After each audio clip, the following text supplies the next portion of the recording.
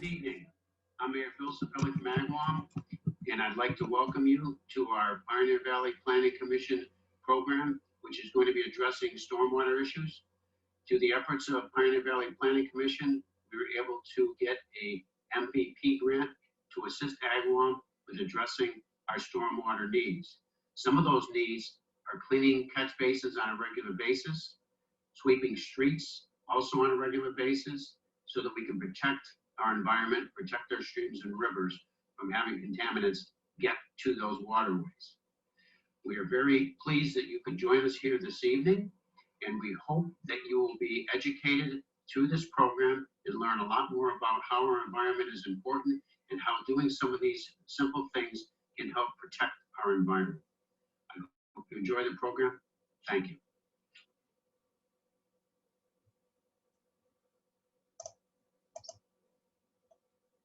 All right.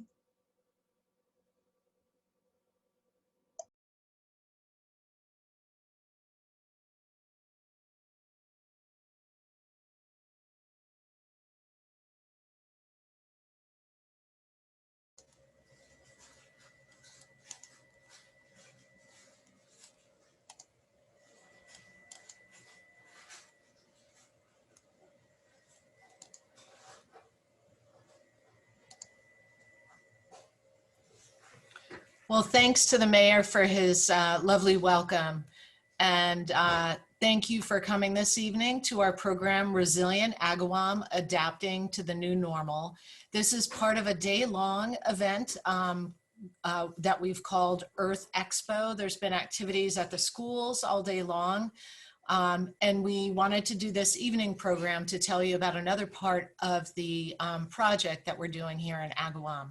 My name is Patty Gambarini. I'm with the Pioneer Valley Planning Commission, and we have a great team of my colleagues here to help us talk with you about this tonight. So our program has 5 parts. I'll give you an overview of the grant under which we're working. It's called the Municipal Vulnerability Preparedness Grant. Shorthand is MVP. Corinne will talk about a changing climate, the new normal. Then Janelle will talk about how the existing stormwater system works and what her firm, Woodard & Curran, the engineering consultants on this project, have been finding in their field investigations. Then I'll come back and talk about low impact development, which is a really important strategy in getting climate ready. We'll take some questions and answers, and then we'll close with 2 videos that Agawam High School students produced in their adventures in learning about the stormwater system. So the team tonight presenting, Janelle Bond, who's technical manager at Woodard & Curran. Rich Niles will be joining as well. He's a project manager at Woodard & Curran. Myself from Pioneer Valley Planning Commission, and my colleague Corinne Micey-Munns from PVPC as well. And I also want to acknowledge Mark Strange, who is Director of Planning and Community Development for Agawam, who's been instrumental in helping move this, the work of this grant forward. And it's important to acknowledge our funders in all of this, the Massachusetts Executive Office of Energy and Environmental Affairs and the Municipal Vulnerability Preparedness Grant Program. So the project partners in this work, there's sort of 2 teams, and we work in really interconnected ways. There's the state, which provided the funding, and we work with the regional coordinator, Andrew Smith, who provides great guidance, and we report to him regularly. From the Town of Agawam, I mentioned Mark's team on the community development, planning, and conservation side of things, but also a lot of the staff from the Department of Public Works. It's been a really interdepartmental approach to thinking about climate and what the town can do. On the, within the schools, we have the Hitchcock Center, Enchanted Circle, and Cooler Communities working within the schools, and I'll tell you a little bit more about that. And then on the Stormwater Master Plan side of things is Woodard & Curran, and then Pioneer Valley Planning Commission. So The first side of the project relates to preparing a stormwater master plan, and there are 5 elements related to that. There's a climate impact assessment to understand what exactly can we expect in Agawam and the surrounding area as climate changes. Woodard and Curran, I mentioned, had been doing a lot of field work in this year, evaluating storm drain infrastructure, looking at condition, capacity, and this includes things like pipes, culverts, and detention basins. They're also looking at where there are opportunities to reduce impervious area, and that's largely wide roadways, excessive parking areas with lots of hard surfaces that send stormwater running off really quickly and causing localized flooding. With that information, they're going to prepare a stormwater capital improvement plan, which will help prioritize investments for Agawam in helping become more resilient and attending to stormwater. And then we're also working, PVPC is working with Mark and his team and public works staff on looking at regulations and municipal code to make sure that future development and redevelopment projects also take into consideration the needs to become more resilient. So here is Kendra from Woodard and Curran out in the field doing an evaluation of what's known as a culvert. Culverts allow water to pass under roadways. So they often convey streams and rivers. And they're really important to making the town more resilient and ensuring that our roadways remain passable. Then the other side of the project is community engagement. And the big piece under the MVP Action Grant has been a in-classroom residency with across all 5th grade classrooms. This involved multiple days in February and March. And the focus of the program has been on where does your water go? And Hitchcock Center did a lot of sort of the science side of it. And then Enchanted Circle came in and did sort of the integration of that science with arts and kids drawing and creating poems and words. And it culminated in the development of storm drain art and a gallery. And as part of that, there's been a selection of works to showcase, and those will be shown on a banner that you'll see in a few places across town. The library is definitely one place, the schools, and there's a couple of other places in town where you'll see this beautiful banner that's really part of this project. The Earth Expo event, the event that's been going on all day and will continue with people being able to access videos of all the sessions, has been largely organized by cooler communities. They started organizing back in November for this and met pretty regularly. And they have been working across all grade levels to think about how we reduce our energy footprint, which is a really important part of reducing the climate impacts that are coming. We're also working on a community-wide survey that Corinne and I have been developing with Mark and the team from the town and the folks at Woodard and Curran. And we'll be getting that out within the next bunch of days. So look for news of that and please take that survey. We're really excited to hear about what your experience has been and what your thoughts are. And we have some nice incentives, sort of a raffle drawing associated with the survey.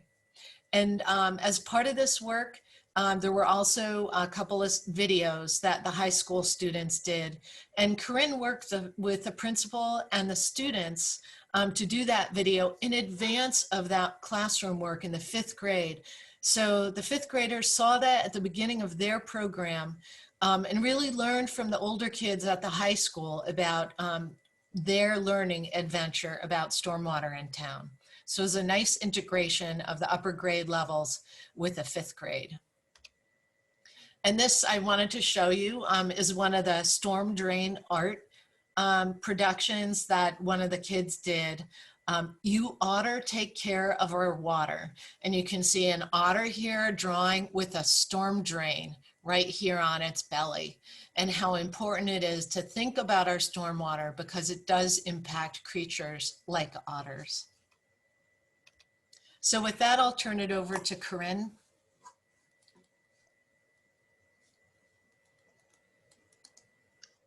Okay, hi everybody. So today I'm going to be talking about how Agawam is currently experiencing the impacts of climate change and what to expect in the years to come, and how we can start to consider some solutions to the problems posed by our changing climate.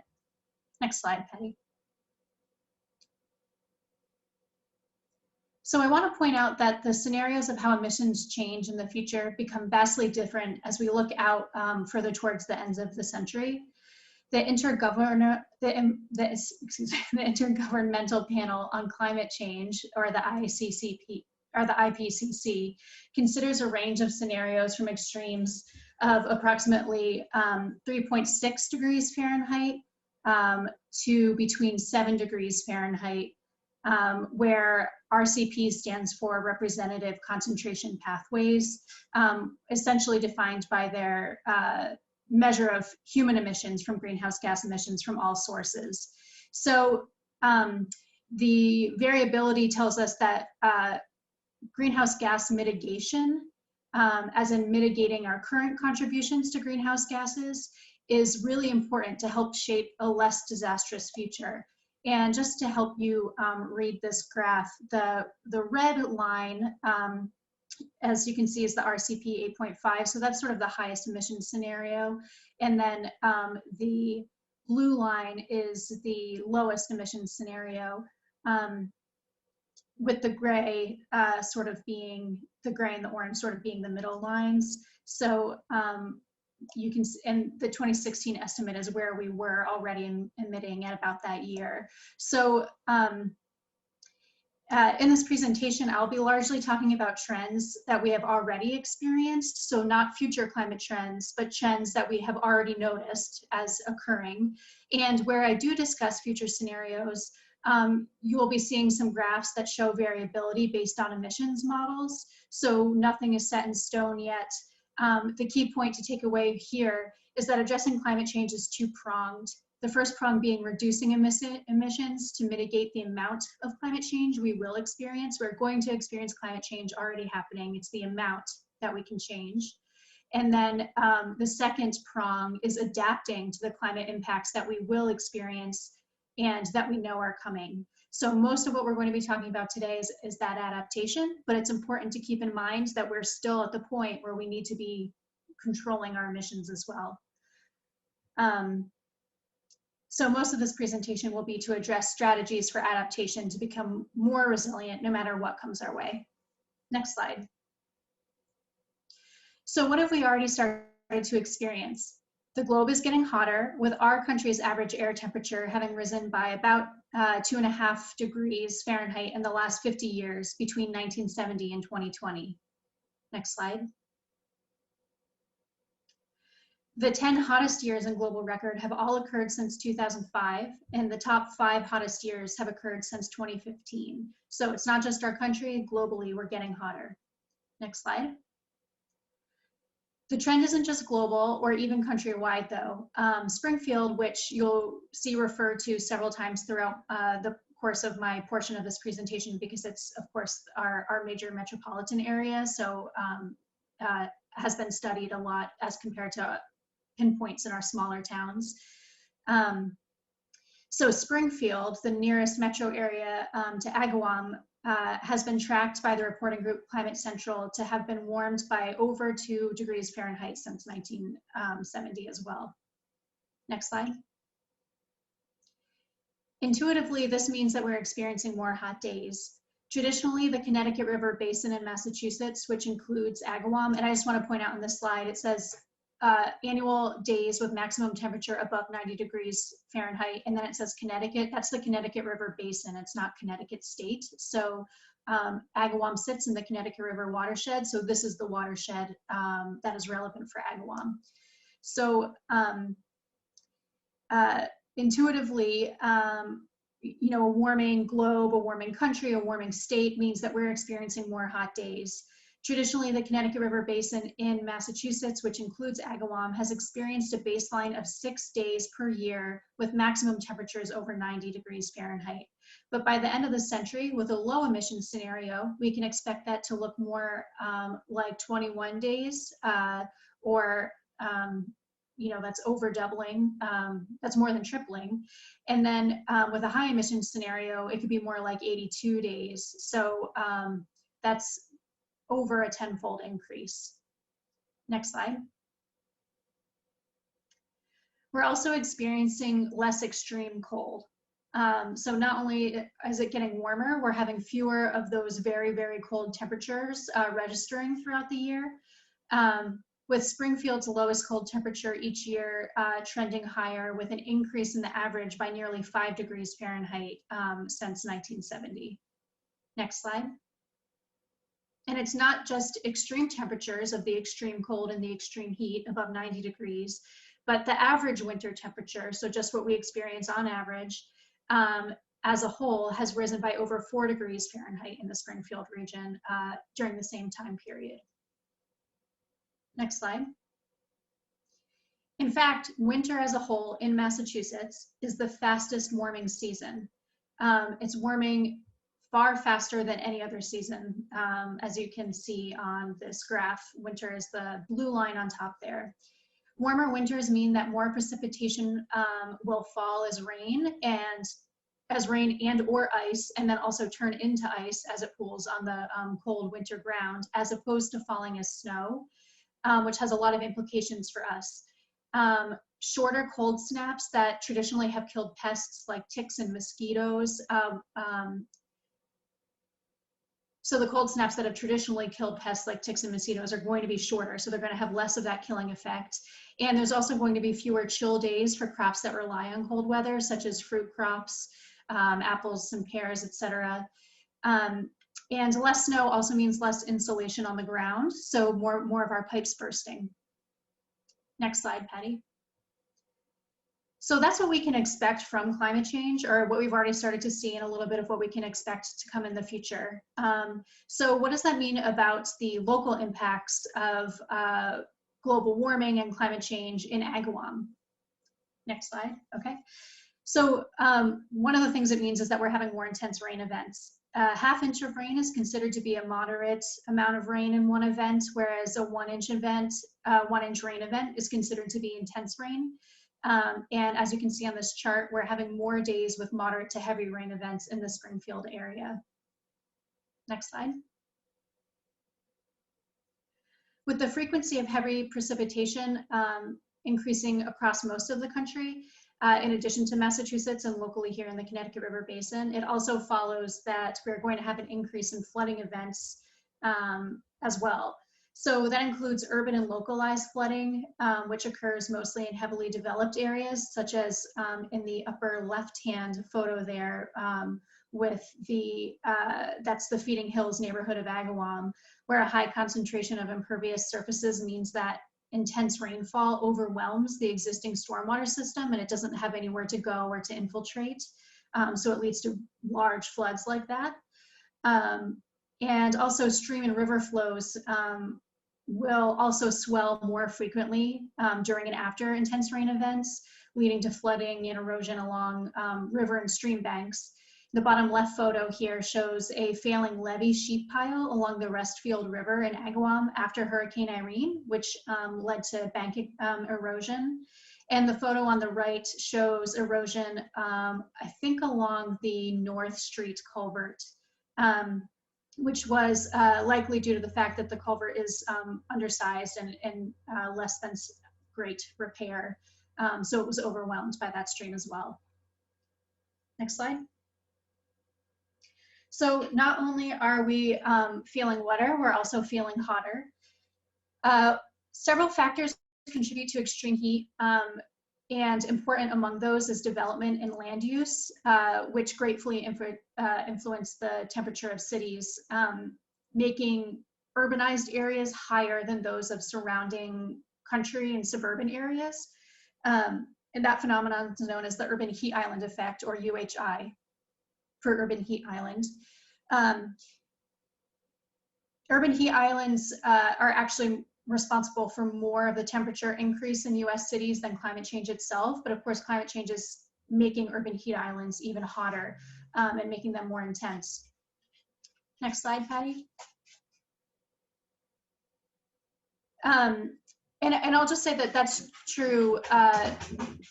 That's true not just for cities like Springfield, which are big cities, but also true for like the urban centers or urbanized centers of towns like Agawam, where there's more development, more impervious surface. So it's not just hot during the day too. It's not cooling down as much at night. And we do rely on colder temperatures at night to give us relief from hot days. Warm nights carry major health risks when the temperature doesn't drop that much overnight. It doesn't give people a chance to recover from extreme daytime heat, especially in regions that are unaccustomed to such extremes. So that traditionally is the Northeast and New England. We're not used to so many hot days one after the other. So when it doesn't cool down at night, our bodies don't have a chance to sort of regulate. Urban areas can retain even more heat through the dense network of impervious areas, again, urban heat island effect, making nighttime temperatures up to over 20 degrees Fahrenheit hotter at night than in surrounding rural areas in some locations. So the health risks here are higher for vulnerable populations such as the sick, the elderly, and lower income communities who may not have air conditioning or struggle to access cooling centers. Next slide. This image is taken from Agawam's 2020 urban tree canopy assessment, which measured the density of trees throughout the town boundaries and shows the land surface temperature difference throughout Agawam. So what that means, the land surface temperature difference just means if you were to measure the heat on the ground of any given area, that's the land surface temperature. So how does that change throughout the city, as opposed to measuring the air temperature, which is what our thermometers usually do. So as you can see in the image, the more developed portions of town tend to be hotter. So I'm looking at the sort of the center part of town, the more developed commercial areas. Those are more likely to be orange and red in this image. And the less urbanized areas, such as in the north, west-ish portion of town, Robinson State Park, and the west area, the west sort of spine running along the border of the town around Proven Mountain, those are more yellow and tend to be more cooler. And that's due to lack of impervious, or less impervious surface, less pavement, fewer buildings, and more trees and vegetation. Next page, Patty. So changes in weather patterns, even slight modifications of wind, temperature, humidity, cloud level, all of that increases pollutants such as ozone, carbon dioxide, and particulate matter, which in turn impact overall air quality. Ozone is a lung irritant, meaning that high levels can cause breathing problems. And pollutants such as particulate matter, which are like little small microns floating throughout the air, and carbon dioxide can cause or exacerbate allergies. Warming temperatures and increased presence of carbon dioxide promote the growth of plants that also release airborne allergens, so more pollen and other types of allergens are further exacerbating all of that. So increased heat and climate change generally is creating more pollution and making existing pollution more bothersome to us. Next slide. Hotter summers generally come with an increase in what we call stagnation events, meaning that stationary domes of hot air cause air pollutants to get trapped and persist in the lower atmosphere. So that's the atmosphere that's around us. These stagnant days set up perfect conditions for ground level ozone, which is a dangerous air pollutant, to develop. Ozone can be good or bad for health depending on its location in the atmosphere. So you may be familiar with ozone, worrying about the ozone hole, the hole in the ozone layer. But that's higher level ozone. And so EPA characterizes ozone as good up high, but bad nearby. And the good up high ozone is 6 to 30 miles above the ground. And that layer of ozone protects the Earth from harmful UV rays. So that's why we cared about that hole in the ozone layer. But the bad nearby ozone is at ground level. And so we can breathe it in. And it's created when chemicals and pollutants in the air are quote unquote cooked in the heat and sunlight. And it's at its highest levels in the summer when temperatures reach into the upper 80s and mid 90s. And you already heard how we're having more of those hot days here in the Northeast and Massachusetts and in our watershed specifically. High levels of ozone, exposure to high levels of ozone has long been known to have serious health consequences, especially for children, the elderly, people with cardiovascular or lung diseases such as COPD, and for those who work outside. And recent research has also showed that low levels of ozone exposure can be hazardous for anyone spending time outdoors. So that's low levels of exposure can be hazardous to low ozone. So, low levels of exposure to low ozone can be hazardous. So even just a little bit is hazardous. As our climate continues to heat up, increasing numbers of the US population could be exposed to unhealthy ozone days, leading to more hospital and emergency room visits, missed school and work, and long-term health risks. Next slide, Patty. And we already know that air quality in the Springfield metro region is considered to be low by national standards. That was, before considering all of this. So I'm sure you've heard the Pioneer Valley has been called the asthma capital of the country and the allergy capital of the country. In Agawam, that holds true as well.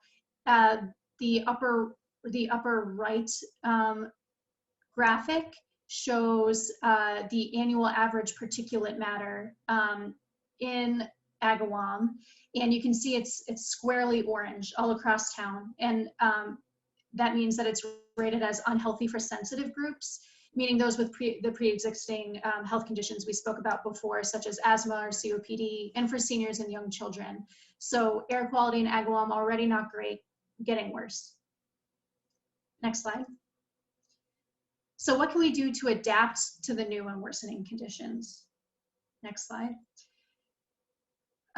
One thing we can do is change the way that we develop and redevelop land. As Patty mentioned before, that has a real impact on the way that we experience climate change and things like extreme precipitation such as flooding, etc. We call a site-sensitive approach to development and redevelopment, low impact development. And it's a design and construction strategy that prioritizes preserving natural resources and ecosystem services, which are what natural resources provide for us. So low impact development, or LID, reduces concentration of impervious surfaces. It incorporates vegetated areas and tree canopy to help deal with stormwater management. They can infiltrate stormwater into the ground, and also through evapotranspiration, help move the stormwater just sort of out of the area generally, put it back into the air. Low impact development reduces stormwater runoff due to increased infiltration and less impervious area. So there's just sort of less generated all in the same location. And it also reduces the urban heat island effect due to less impervious area overall. This graphic is a really great one that shows how stormwater tends to work in a totally natural area that hasn't been developed. You can see that about 50% of that is infiltrated, just goes right into the soil. 10% of it moves throughout the landscape to somewhere else, and 40% is evapotranspirated, mostly through the trees. Once you start developing the land, getting rid of the vegetation, adding more impervious surfaces, you can see that there's just more and more stormwater that has nowhere to go. So we end up in the most urbanized conditions with 55% runoff as opposed to 10% runoff in that first natural area. Next slide. A second strategy that we can take to adapt to climate change is to preserve and enhance urban tree canopy. Again, we use urban here not to mean just for big cities, but sort of urban meaning the more developed areas in which we live. Preserving and enhancing urban tree canopy can happen with low impact development techniques, but we're calling it out on its own because it can also be done outside of development projects. The town can prioritize planting and maintaining street trees and shade trees on public property, such as along roadways or public parcels. And residents and landlords, commercial landlords, residential landlords, can start to do the same or continue to do the same if they've already been doing it on their own private land. And trees are very important because, again, they provide a lot of stormwater management with an average per tree annual savings in stormwater management of 28 cents to over $54 in interception alone. It doesn't include everything that the tree does. They improve air quality with average value per park tree of about $800 per year in air quality benefits. And they also cool air temperature by both shading surfaces, which can lower nearby surfaces by 20 to 45 degrees Fahrenheit, and also by evapotranspiration, which again is moving the water up through, through the respiration of the trees. That can reduce ambient air temperature by another 2 to 9 degrees Fahrenheit as well. Next slide. And then a third and equally important strategy is the maintenance and retrofitting of existing traditional infrastructure. This is especially important for dealing with increased precipitation and stormwater runoff, as opposed to sort of the other climate change impacts, such as more heat. So for more on this strategy, I'm going to hand it off to, I see both Janelle and Rich are on the call now. So I'm going to hand it off to Woodard and Curran. Great, thanks, Corinne. So I'm Janelle Bond with Woodard & Curran, and I'm going to build on what Corinne was talking about, specifically with respect to dealing with increased precipitation that we're expecting due to climate change, and how it's managed through an important but sometimes unnoticed part of the town, which is the stormwater management system. As Corinne and Patty said, Woodard & Curran has worked with the town to complete an assessment of the condition of the stormwater management system. So we're going to talk a little bit about that. Next slide, please. So building off of some similar graphics that Corinne showed us, as background, the increased development of land will bring about impervious surface cover, and that generates increased stormwater runoff.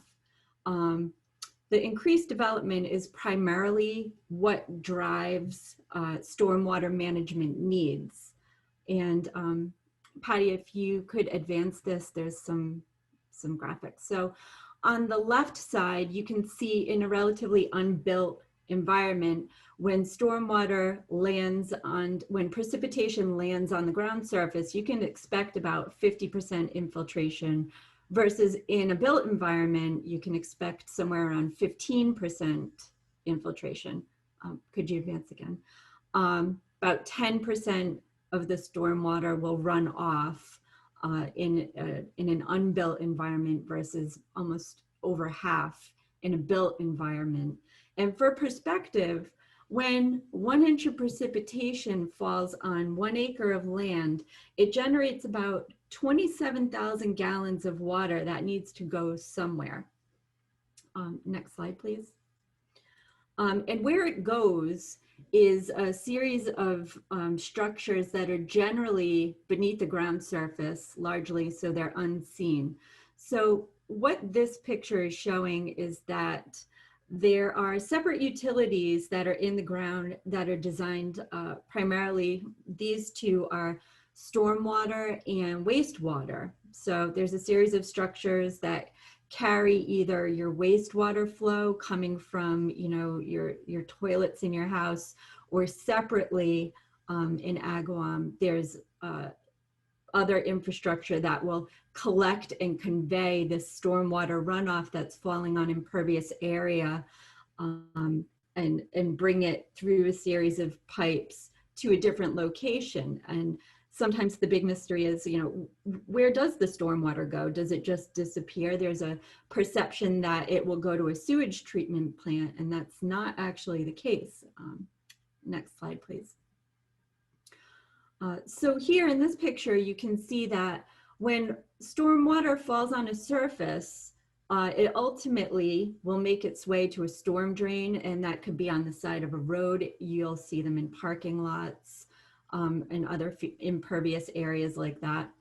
And it gets transported by a pipe, often and directly discharges to a water body through an outlet, or we call them outfalls as well, untreated.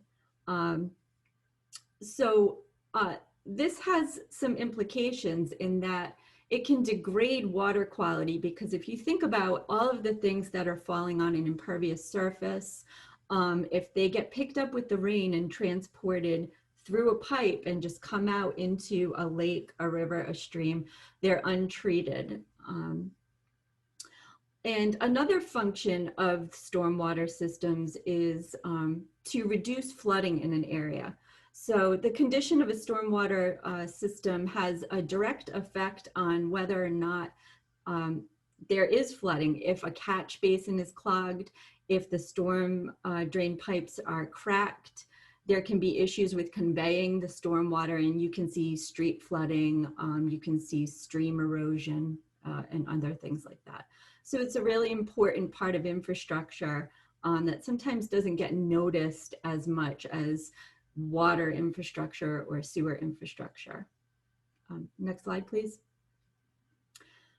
This is a high-level schematic of the stormwater management system in Agawam. The dots on this map represent storm drain infrastructure, which is generally associated with the areas where you need to manage where your precipitation is falling, which are roads and developed areas. So in Agawam, there's 122 miles of subsurface pipe, mostly subsurface pipe, conveying this precipitation or snow melt through the storm drain system. There's 4,570 catch basins, which are collecting the surface runoff and transporting it into the pipe. There's 2,350 manholes that can be accessed to view the conditions of the pipe or potentially repair the pipe. 355 outfalls. This is where the pipe comes out and it's discharging that untreated storm water off into a water body.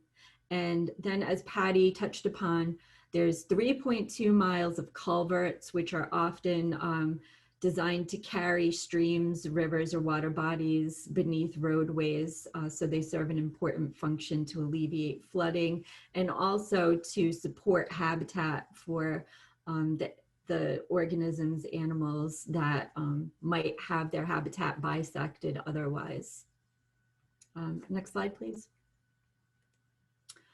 And piggybacking off of some of Corinne's slides, this magenta area shown in this map is the impervious cover in Agawam.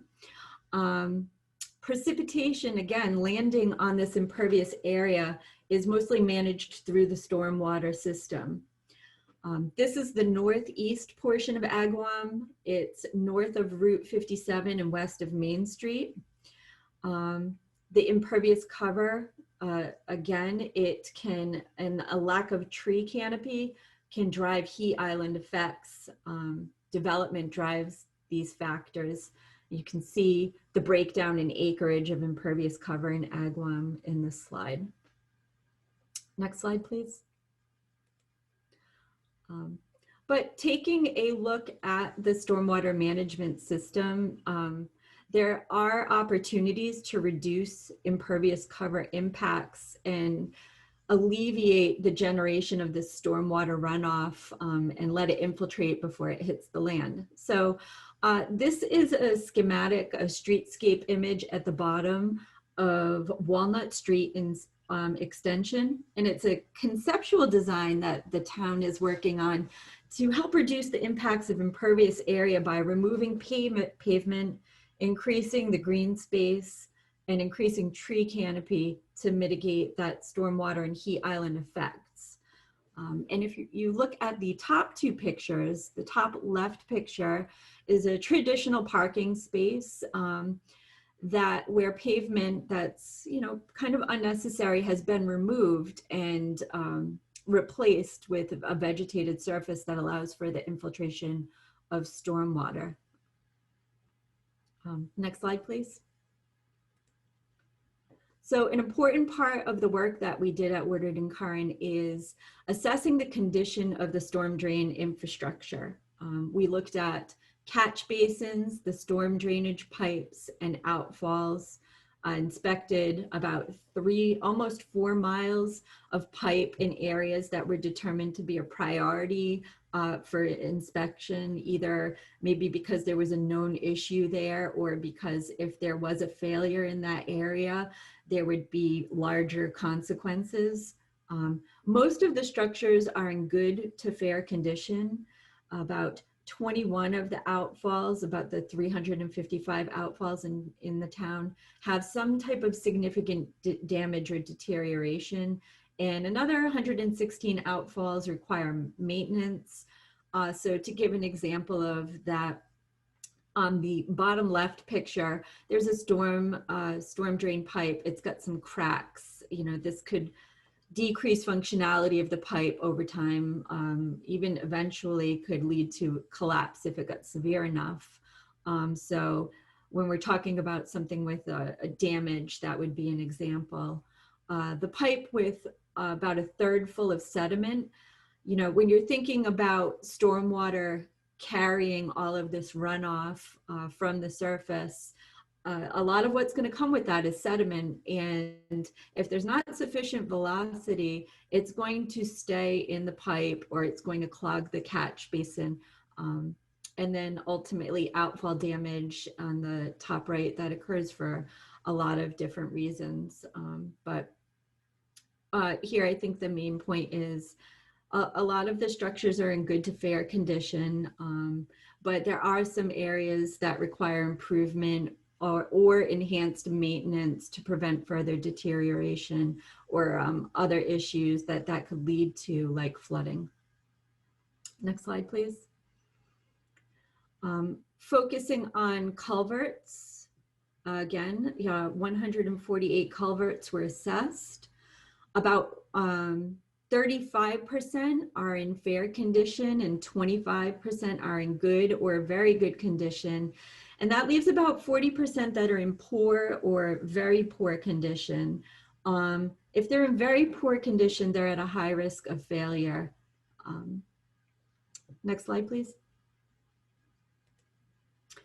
And lastly, one of the other types of stormwater management systems that we evaluated is detention basins. So detention basins are important because they give a place for stormwater to go, either to be slowly released or sometimes to infiltrate directly into the ground.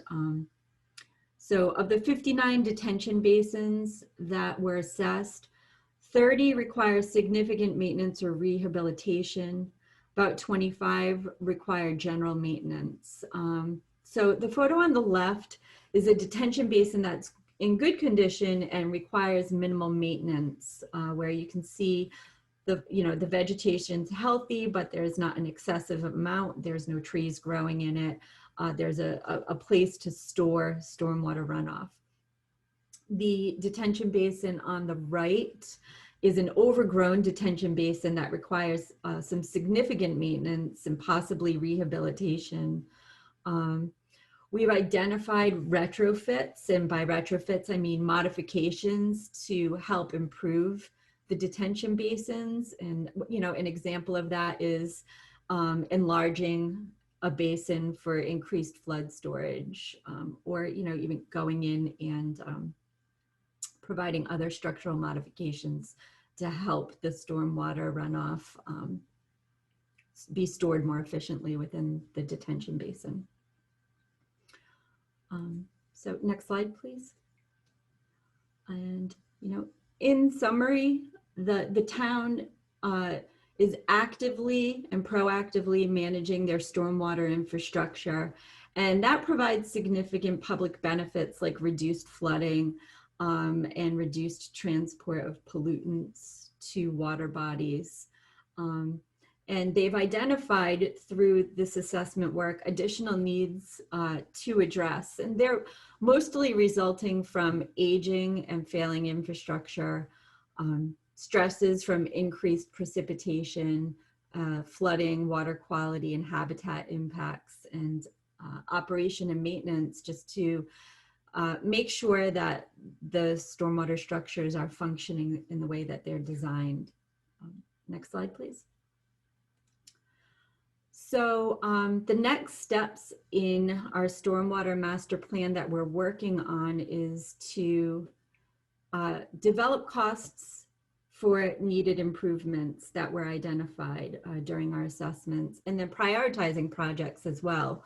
You know, there might be a piece of infrastructure that needs improvement, but it's not necessarily in an area that would have a high consequence if it failed. So prioritization of these projects comes into play as well. And then working with the town to integrate these improvements or projects in with other town projects where it makes sense. So we're not going into an area and disrupting it through some type of construction when some other project is slated to occur in that area. We're also working to help position the town to leverage outside funding opportunities. I think, Rich, you might be able to speak to that a little bit better than me, and then implement a comprehensive plan to address stormwater issues. One thing I do want to mention is that, you know, infrastructure issues in New England are not an isolated issue for Agawam. We have some of the most aging infrastructure in the country just by virtue of the age of our development.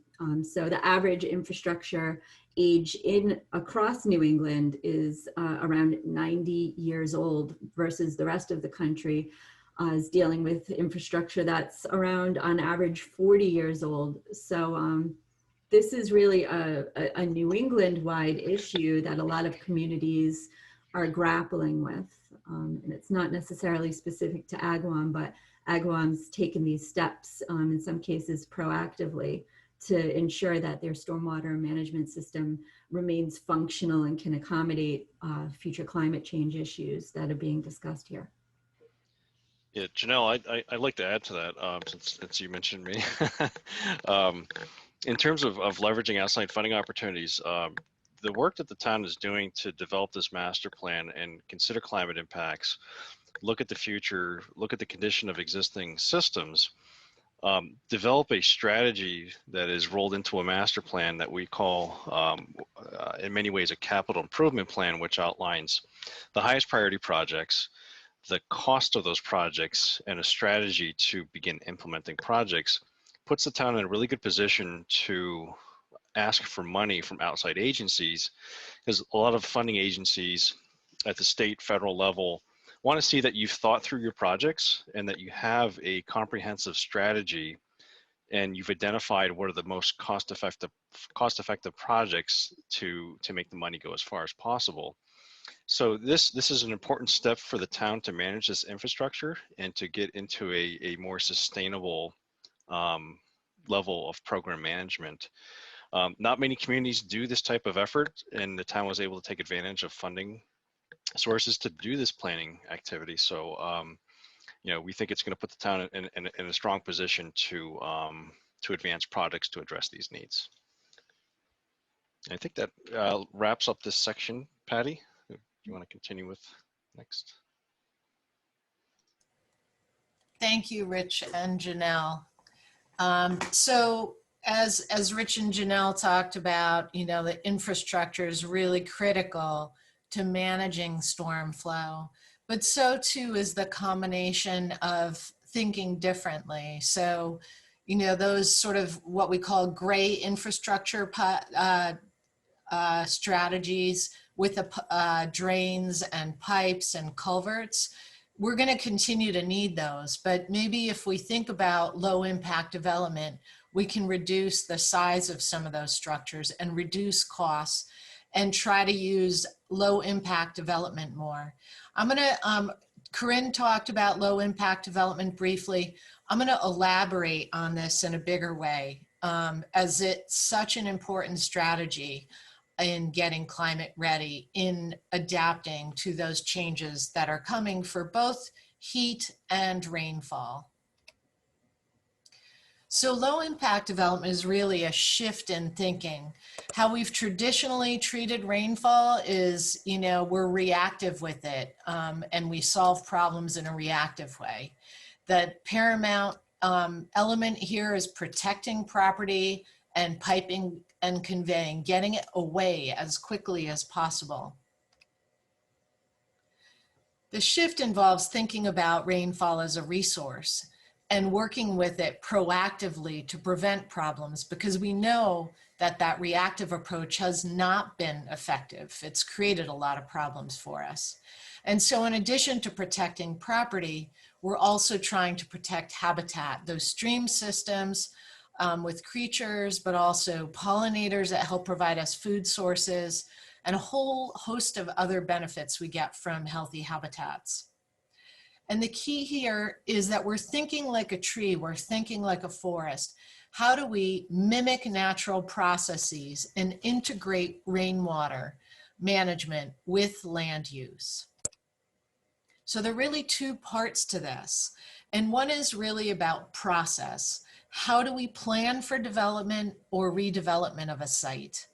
And the other piece is, how do we manage stormwater from redevelopment or development? And I'll go into both of these pieces. So in planning for site development, this is an example from Agawam. You can see that the approach was, how much development can we fit on a site? Building, parking lot, making sure a parking lot can accommodate that holiday capacity, for that one time of year. How much can we get on site? And then the problem is that creates problems, a lot of localized flooding in these areas. To a new approach, where are the best places to fit development to the site in order to reduce impacts? And that's a very different way of looking at things. So traditional design, the old way, involved clearing the site almost completely, getting rid of all the trees, and then bringing in heavy equipment, because that's the best way to get something built quickly and cheaply. And so what happens when you bring really heavy equipment on site is you're compacting all those soils so that the soils then also act as a hard surface where rainfall is running off. In our residential developments, streets are wide and the cul-de-sacs are huge. There's sidewalks that don't connect to anything. And there's a whole sort of drainage system that's based on street curbs and gutters to drains that lead out to rivers and streams, and in many cases also to detention basins. And then our non-residential development, we have the big parking lots. We accommodate as much parking as possible. And even the parking spaces are over-designed. They're really large. So the low impact development approach is responsive to the site, looking at natural areas and retaining key pervious areas, those where you can soak up rainfall. And then in residential development, the thinking is about, how wide does a street need to be? How narrow can we make it? What kind of turnarounds can we use that reduce the amount of impervious surface? And then in non-residential projects, there's thinking about, parking in a very different way, including shared parking, where you might have a church that has a parking lot. It's only used once a week to full capacity, next to a cafe that has a lot of weekly, or even a school that has a lot of weekly parking needs. What are the opportunities to share between two properties so that you don't have to have so much parking and impervious surface. So it's really about bringing the considerations of the site together. And this is really a very old concept that dates to the 1970s.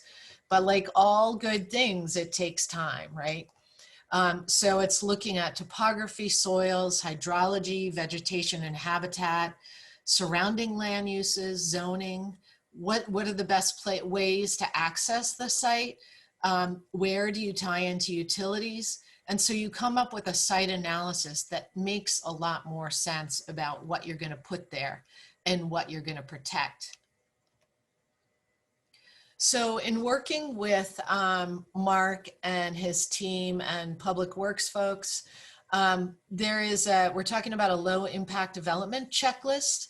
And this is really to promote the thinking of this at the beginning of a project, promote this process so that, and this is just a 2-page checklist that outlines sort of the existing resources, provide a quick site analysis map that looks at some of those considerations, drainage pattern, existing waters, floodplains, slopes, and geology, and then use an existing tool that makes it really easy to map the soils, because soils are really important to understanding where you can best let rainwater soak in. Some soils, it's more difficult for rainfall to soak in, and other places it soaks in rather quickly, like your sandier soils.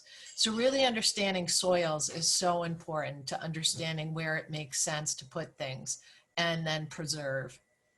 And then the last piece is to take those maps and then do a conceptual sketch plan of the development that shows the layout based on all that understanding of the site. So as I mentioned, the other site, so there's that planning process piece. And then there's really like, how do you manage stormwater? So what are you going to do with the stormwater? Once you've figured out where the good places are on site, how are you going to manage it?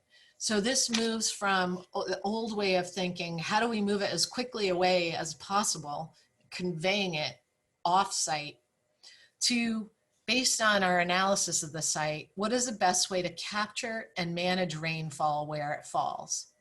So this is a project in East Hampton. It's the high school. And they did some beautiful work here where they really extended the stormwater system as fingers of green throughout the parking lot. So all of these green strips here and even along the western side of this are designed to receive rainfall, to slow it, to let it soak in. But then there's also, there's some conveyance because the site doesn't soak it all up. So, but it reduces a lot to have these facilities. So then it all goes back to the back left part of this site where there's a built wetlands facility. And this is a plan of the site. So you can start to see those bright green areas where the stormwater is being received and managed to reduce. And it's really a distributed system of green infrastructure facilities that manage rainfall close to where it falls. So green infrastructure, these are the facilities at the high school at the ground level. They make use of trees, other plants, and soils to slow and soak up rainfall. Oh, and I want to say one other thing about this is, the more you have these facilities, the narrower your roads are, the less likely it is to heat up in summer with those higher temperatures we have. So there are a lot of benefits, not only for stormwater management, but for reducing those impacts of heat that we feel. This is an example from Springfield where we did a project. Rainfall was falling from this roof and then just going down a drainage ditch to a catch basin. And we worked with the landscape architects to design a system that created a longer flow path and created tremendous beauty right at the entrance of the school. So there's also very important aesthetic benefits for thinking about managing rainfall better. And we've talked a lot about the site or single lot development or redevelopment, but this is really at varying scales that we're really part of a much more connected system. Our watersheds, you know, we're culturally connected through the biology of where we live too. So there's, you know, that single lot at the municipal level, you're looking more throughout the town and trying to understand where the priority areas are to introduce more trees, to introduce more stormwater management. And then at a watershed scale, you're looking to see where are the important areas to protect, where do we need to protect lands to allow the river to have room to function as it needs to function with these larger stream flows. This is an example from Rhode Island, East Greenwich, Rhode Island. And I wanted to show this to you because it shows that you can fit the stormwater, these sort of green fingers of stormwater management in a housing development. It actually creates great beauty. So the storm flow comes off the roofs of the homes, goes through these rock swales into a basin area that receives the rainfall and soaks up. And probably there is an overflow element here that it goes into the system, but that system can then be built to a much smaller scale. In the lower left image, I wanted to show this as well. There's a really great use of two elements here. On the left is traditional paving with asphalt. And on the right is something that we call porous asphalt.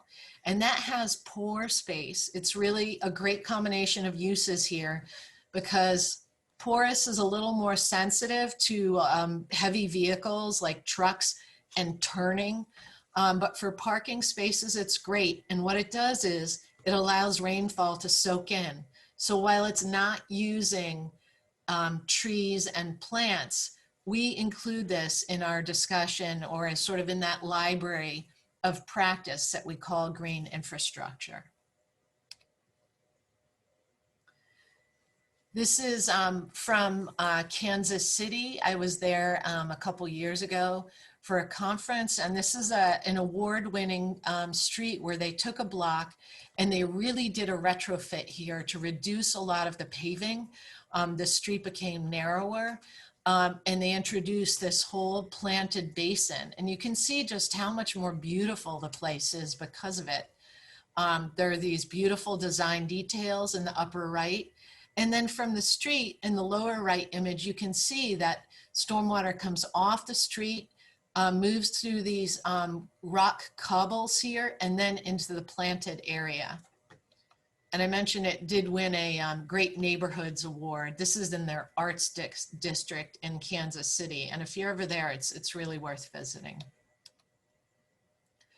And so that other scale that I mentioned is at the town-wide scale. Some of the work we've been doing with Agawam is to start to look at where are the priority areas, and Woodard and Kern has taken this further in their work. But this image on the left shows a mapping tool that we had. Where are those locations that, based on several ranking criteria, rate highest for the best locations to think about retrofitting or refitting with these green infrastructure stormwater facilities. It also includes some of the state properties that rank high. And so the darker blue areas are those properties that are of highest value for retrofit. But another important consideration in all of this when we're ranking where to make those investments includes where have we not made those investments. This image on the right is from the tree canopy analysis that Corinne did. And it gives an example of thinking about also, you know, this map shows populations below the poverty line. Where have those investments not typically been made? And where might neighborhoods most need it? So there are a lot of things to wrap together in thinking about where to make the best investments for these retrofits in improving stormwater management and reducing urban heat island.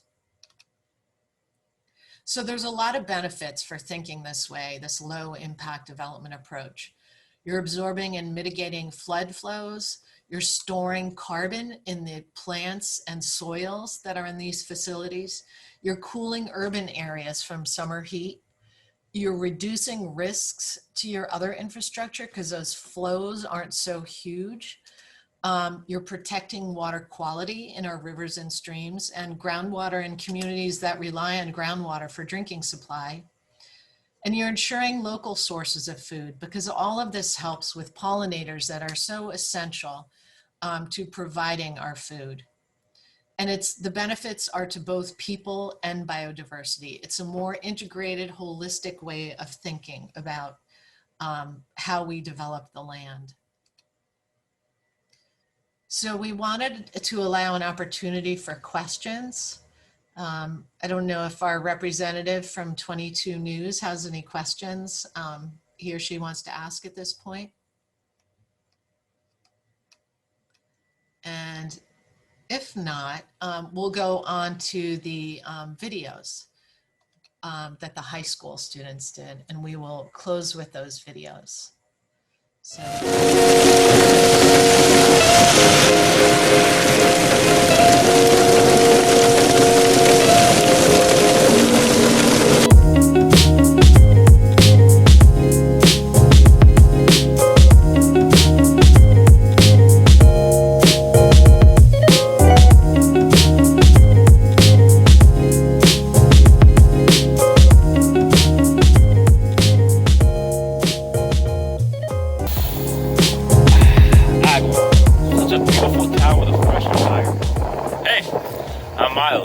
I'm a senior here at Agawam High School, and today, let's take an educational voyage together. Follow me.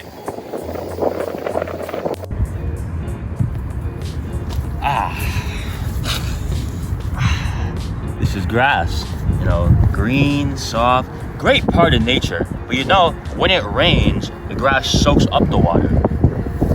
So, I was just thinking, as you know, Agawam isn't all grass. We have parking lots. We have sidewalks. We have basketball courts. We got rubber ground. So in these particular places, rainwater is everywhere. But, you know, it has me thinking, where does this rainwater go? Follow me, we're gonna ask some people that know more. What's up, guys? I'm here today at the DPW where I am going to be interviewing Mike to talk about what stormwater is.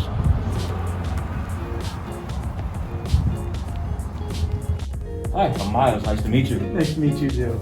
I'm Mike Albro. I'm the assistant town engineer. I work a lot with the drainage system in town and stormwater. Very interesting, very interesting. So today we're going to ask you some questions. Okay, so first question we have here is, when it rains, where does all the water go?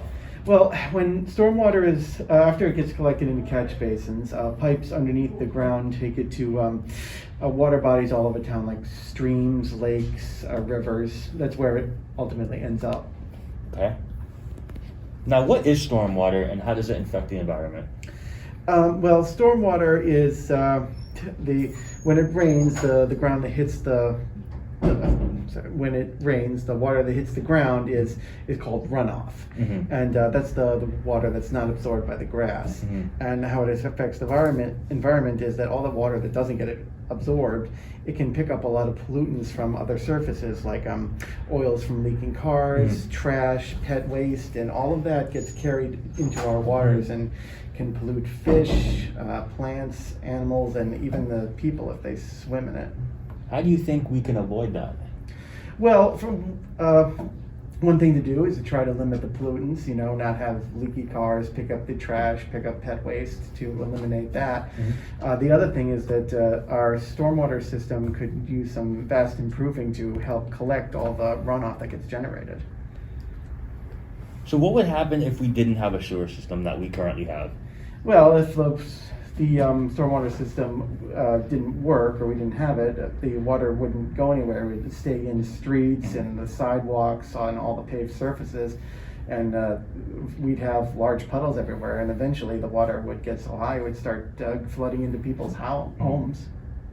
And how do you think we can improve our sewer system, the one that we already have? Well, much of the sewer system that we have now was built a long time ago, 50 plus years ago. So it's old, it's crumbling, and it's too small now to hold all the water that's getting generated. So what we can do is to upgrade it, like putting in larger pipes, putting in more catch basins so that we can collect more water. So why do we still have flooding despite our stormwater system? Well, as I said, a lot of the storm sewer system was built a long time ago, and back then Agawam was a much smaller city. It's grown since then, but the storm sewer system hasn't grown with it. So now the pipes are too small, and we don't have enough catch basins to collect all the water that's generated from the new homes and new streets that were put in since the original system was installed. So why should us as a community care about the flooding and more of like the stormwater system? Well, it affects everybody, not just in places where it floods now. Obviously, it affects people who lives there, but it affects streets that everybody drives on. So everybody has to be concerned about it. And if we don't upkeep the system we have now, even in places where it's currently working, eventually it will fail, and then it will cause problems. All right, well, I really appreciate it. Thank you for your time. No problem.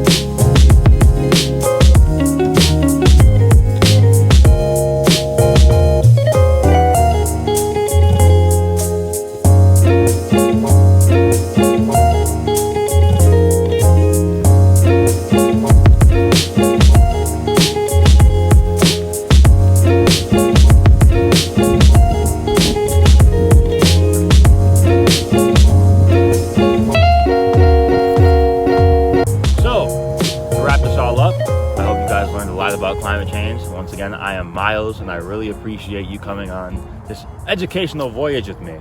And hopefully, we can learn more next time. Thank you.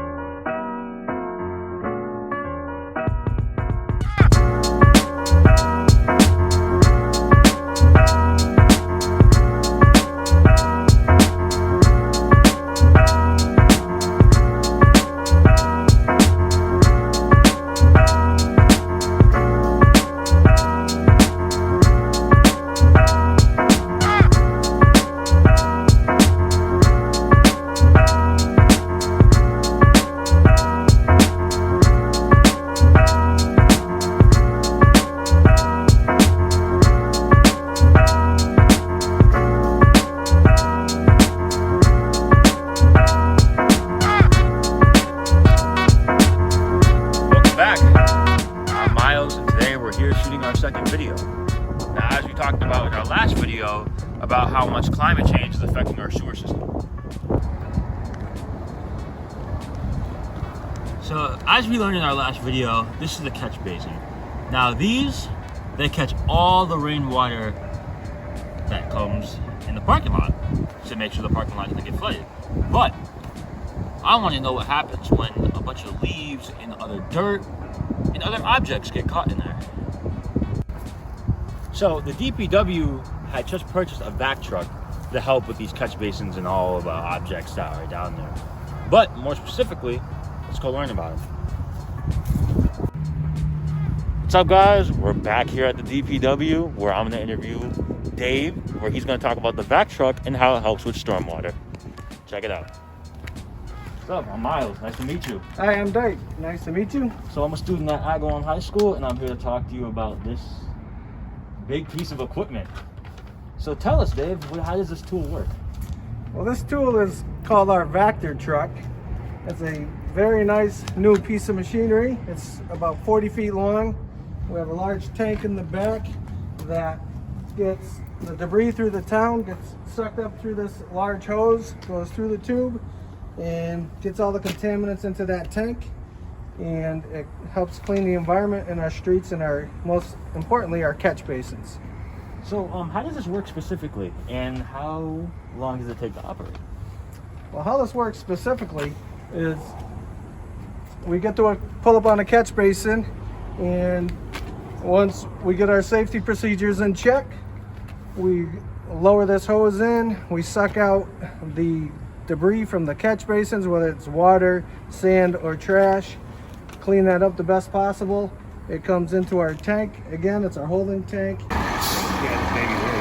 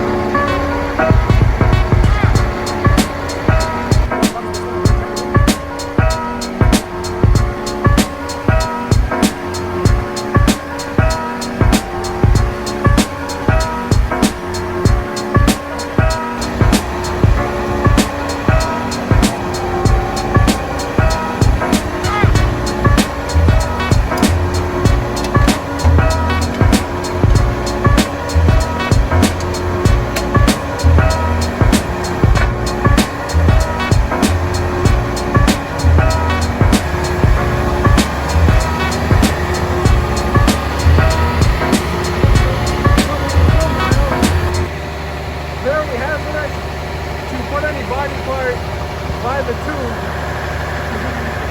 you can get sucked in. No problem sucking up a baseball, basketball, very powerful. How is this helping the effects of increased rainfall due to climate change?